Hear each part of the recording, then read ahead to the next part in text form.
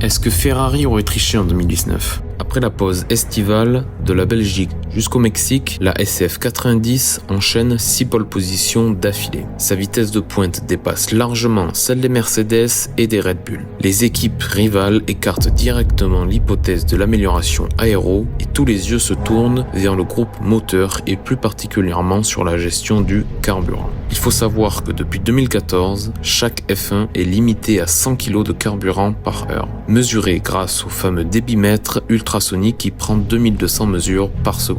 En théorie, impossible à tromper. Les rivaux de Ferrari avancent alors la théorie que Ferrari enverrait des microdoses de carburant hors cadence, ce qui expliquerait cette puissance supplémentaire. Sauf que sans preuve concrète, ils ne peuvent pas faire de réclamation à la FIA. On arrive alors à la veille du Grand Prix des États-Unis et Red Bull a une combine intéressante. Ils vont forcer la FIA à préciser la règle concernant le débitmètre. La réponse est immédiate, la FIA dévoile la directive 3519, rappelant que tout dépassement, même intermittent, est interdit. Le constat est sans appel, le samedi la Ferrari a perdu environ 15 chevaux et sort du top 5 en vitesse de pointe au speed trap.